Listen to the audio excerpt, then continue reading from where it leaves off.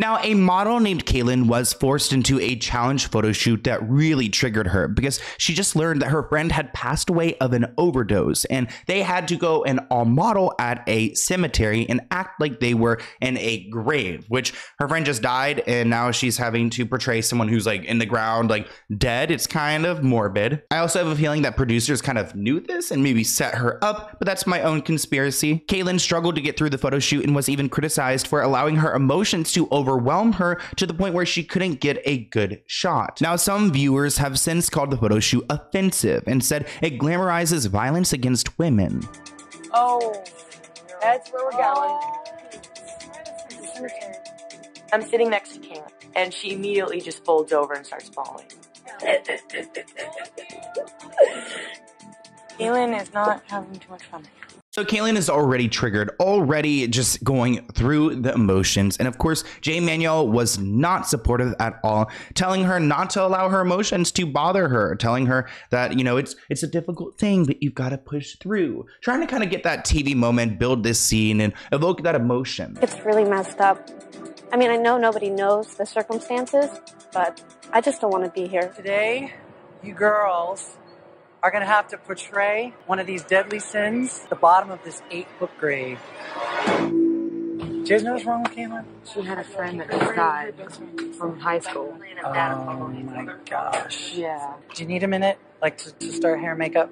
I can't imagine being Kaylin. I mean, I would be offended. I would be upset. And it just kind of shows again that this was like a moment for television. They planned it for TV. If it wasn't, they wouldn't have included so much of that breakdown. It would have been more of the photo shoot and the skill going into it. But no, it's about this because they want to push them to their limits. Let's talk about another offensive photo shoot concept, which included model stereotypes. The contestants are assigned model stereotypes to portray in their photos. These stereotypes include trigger warning, anorexic model, dumb blonde model, black model in the industry trying to turn white, bulimic model, drug addict model, and other offensive labels that we don't want associated with the modeling industry. So why are we like putting this on the biggest modeling reality show, kind of like pushing it into everyone's faces? Now, this isn't really LGBT friendly because in cycle 5, Tyra Banks implied that gay contestant Kim should tone down her sexuality. Kim says, "I'm gay and I'm really proud of it." She's a lesbian. And Tyra said, "I think there's a certain thing of being proud. Like,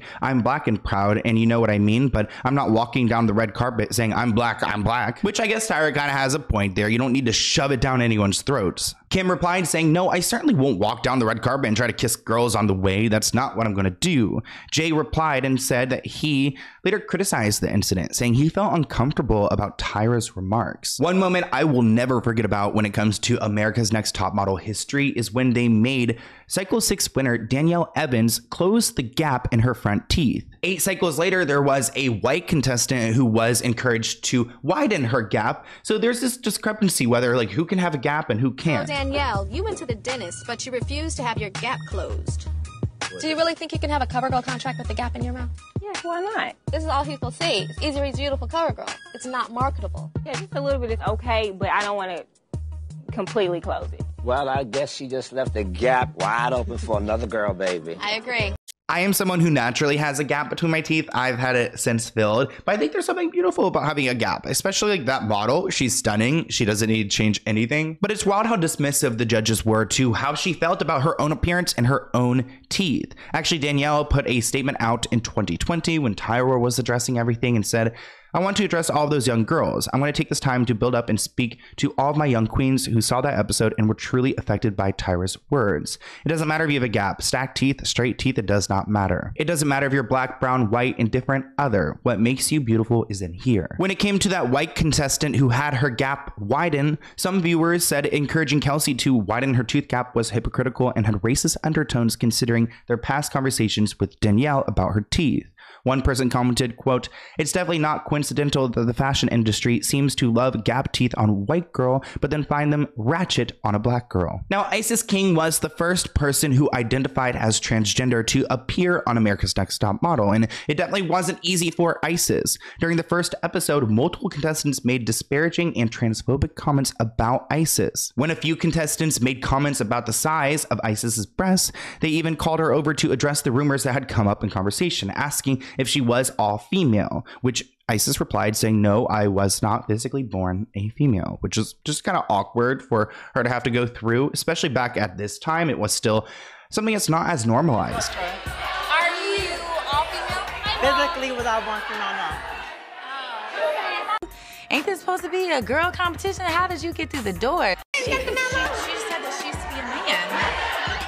Like, you're lying. So she totally confirmed it. Reality is she's a man. Ooh, imagine something like that airing nowadays. Some contestants did stand up to defend Isis's right to be there. Not everyone was nice though. One person said, "If I have to get along with Isis, I will. But then again, if it comes between me and my goal, I will stomp that man right out of the competition."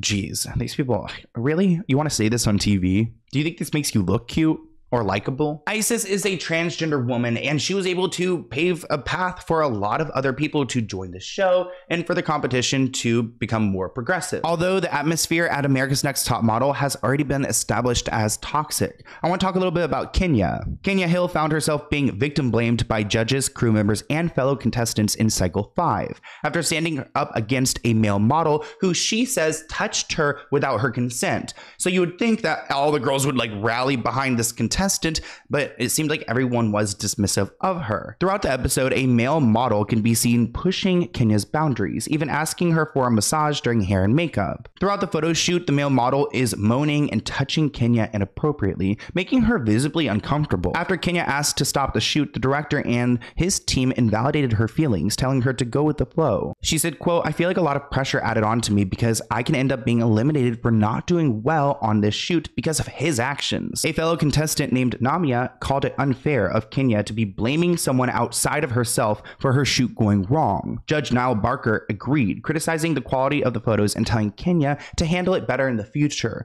which I think that is like insane. I mean, major red flags. This model is pushing his limits with this girl, and you're not listening to anything she has to say. Another model who had a terrible experience on the show was Lauren London Levi. She goes by London, and she appeared on Cycle 12. It was London's weight gain that garnered most of the attention from the judges, despite recovering from an eating disorder. Actually, the 18-year-old was criticized for gaining weight while on the show and staying in the house. Creative director Jay Manuel called her weight gain a shocking development, and unsurprisingly, London was eliminated that same episode. At the time, she told E! News, "When I went to the competition, I was recovering from an ED, so my self-confidence was already kind of shaky because of my experience and my problem beforehand, and I'm pretty sure it did show in my photo shoots." London hasn't been seen in the public eye since 2009, and hopefully she's went on to live a peaceful life. Now, in one cycle, there was a really inappropriate photo shoot involving a model named Kayla. Now, Kayla expressed her feelings when it came to making out with others. She was essayed when she was young, so she was traumatized, but she was still forced into this photo shoot despite having this past trauma and not wanting to get physical with someone. They wanted to push her again to get that good TV. I wasn't totally thrilled that we'd be joining in a kiss. I instantly was not happy at all. I just can't get this whole kiss thing out of my head. It was deeper to me than just being gay. I feel personally uncomfortable with intimacy with men. Now, this is something I am fully aware that the show knew was going to happen, and that she was uncomfortable with guys, that she is a lesbian, and honestly, her making out with a man isn't like required for her to display her modeling skills. I mean, I feel like a kissing picture is just like not really like editorial. It's not really high fashion to be making out with someone. I mean, posing with someone is different than like having to go and get intimate. You're cool with this though, right? You're not cool with it. Why does it bother you? When I was 11, I was assaulted. And this whole challenge freaks me out. I don't want to kiss them. I don't want to interact with them. They scare me, and I really don't want to do it. It's like if you're saying to me right now you'll throw away jobs if you've got to kiss a guy, and you can't go through the rest of your life with this.